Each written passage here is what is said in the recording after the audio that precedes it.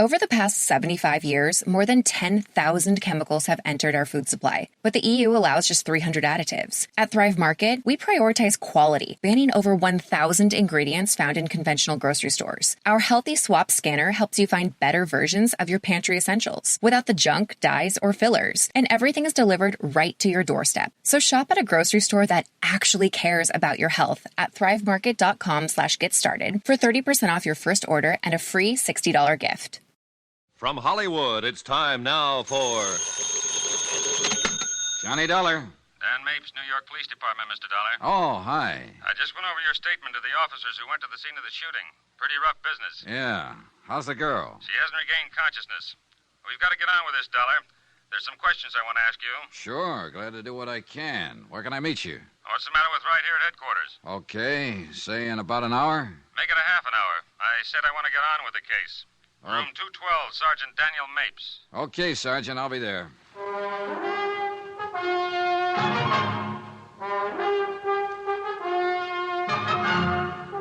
Tonight and every weekday night, Bob Bailey in the transcribed adventures of the man with the action-packed expense account, America's fabulous freelance insurance investigator. Yours truly, Johnny Dollar.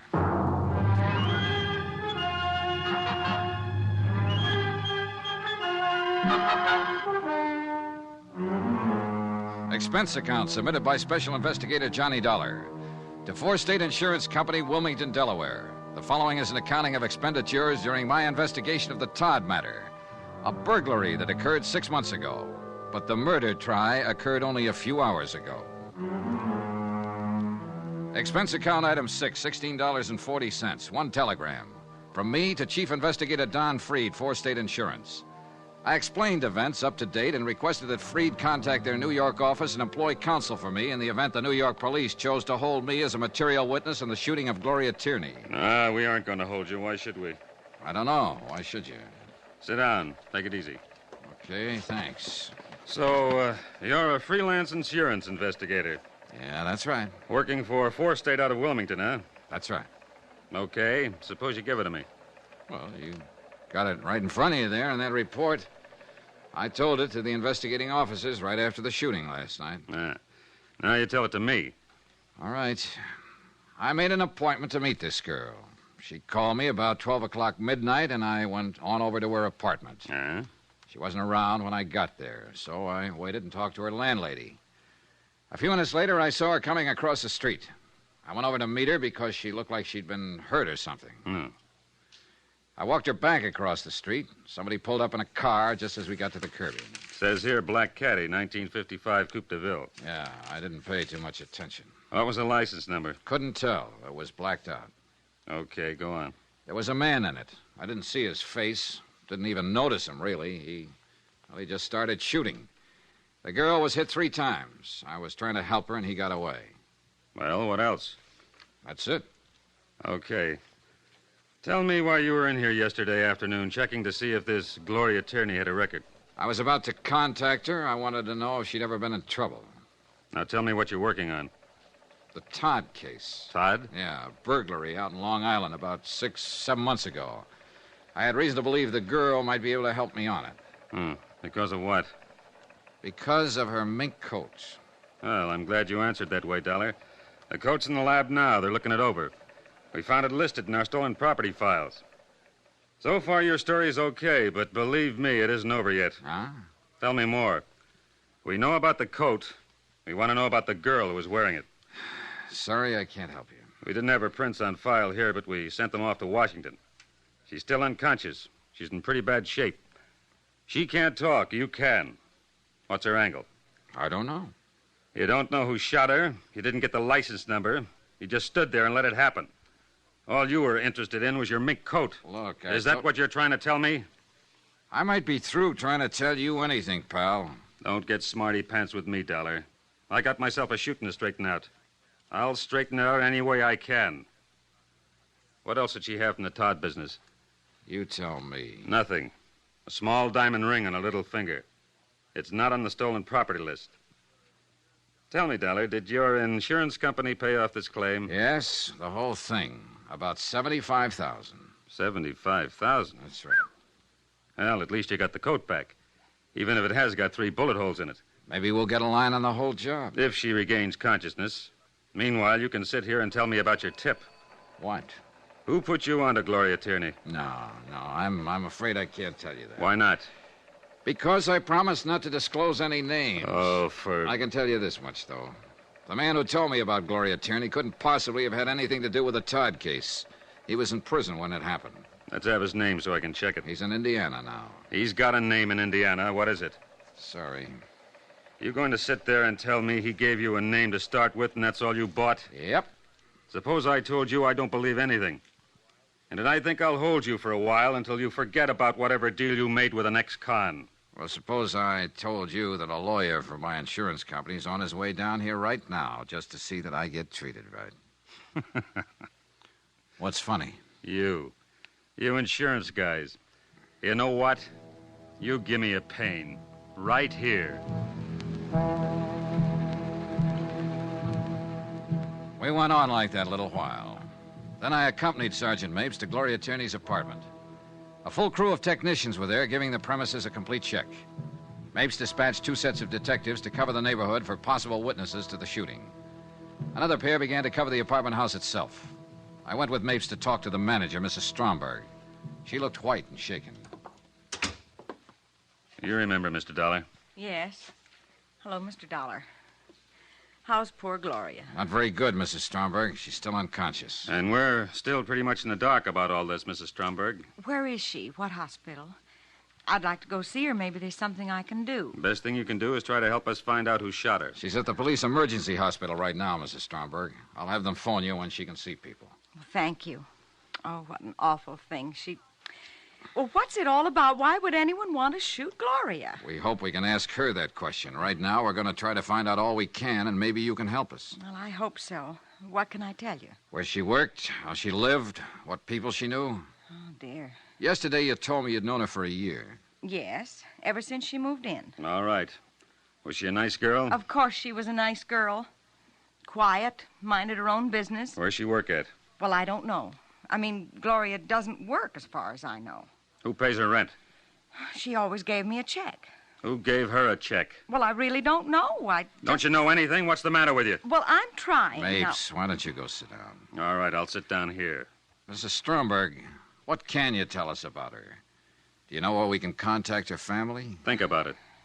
Well, I don't know. I know they live in California somewhere, but that's all I do know. She talked about them now and then. Uh-huh. How about her friends here in town? What about them? Well, for instance, the man who drove the black Cadillac last night. I never saw that car around here before. Did she talk about her friends to you? Why, no. She's a pretty girl, young. Boyfriends? Oh, yes, she did talk about them now and then. Do you suppose one of them had something to do with this? Mrs. Stromberg, some guy pulled up in a black caddy last night and pumped 3 slugs into her.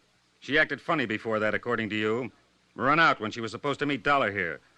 Don't you know if any of her friends drove a car like that? No. You know this, but you don't know that. What kind of a friend were you? What? What kind of a friend were you?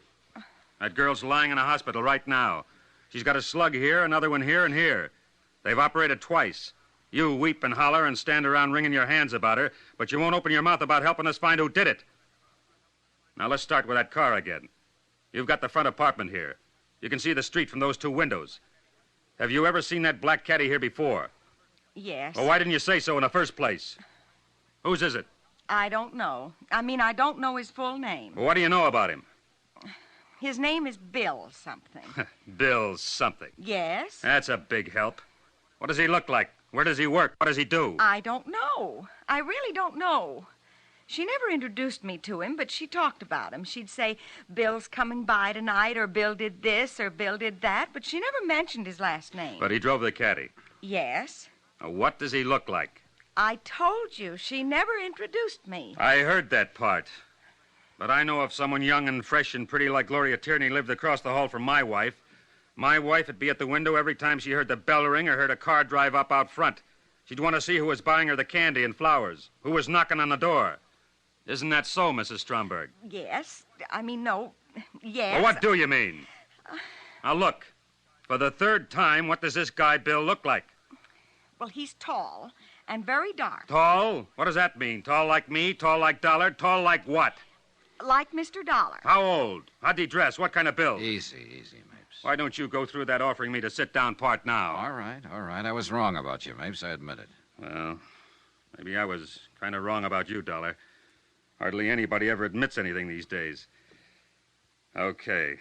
I'm sorry I'm raising my voice, Mrs. Stromberg.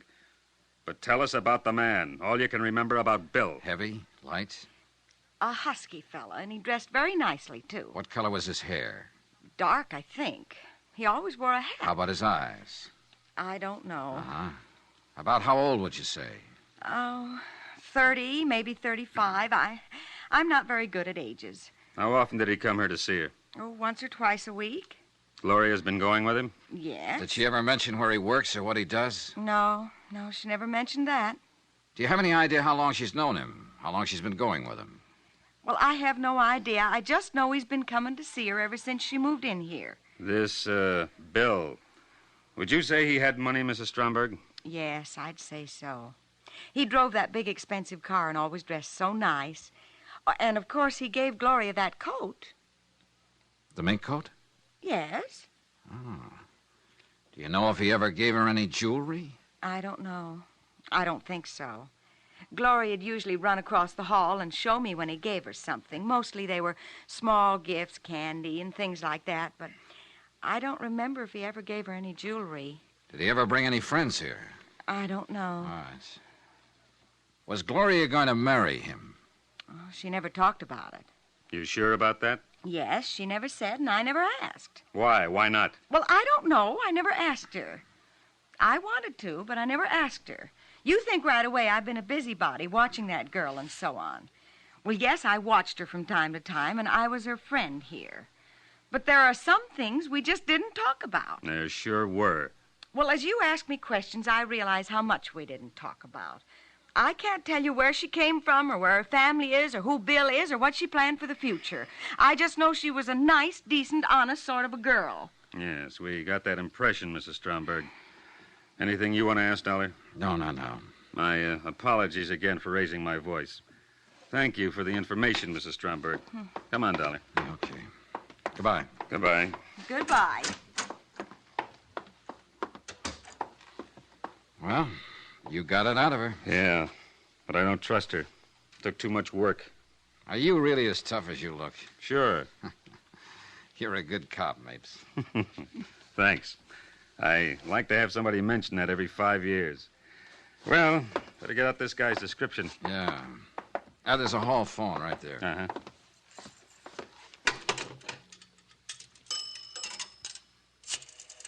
Well, we sure haven't got much to go on.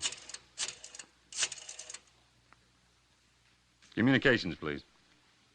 Yes, Dan Mapes. I want an APB out on... What? Oh, I'll give it to you later.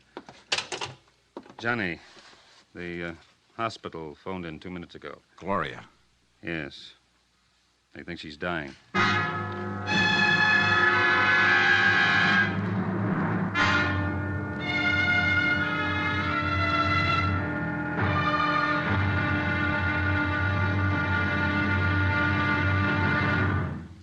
There'll be another intriguing episode in our story of the Todd matter tomorrow. Tomorrow, I take some lessons from a good policeman on how to find out what has to be found out. Join us, won't you? Yours truly, Johnny Dollar.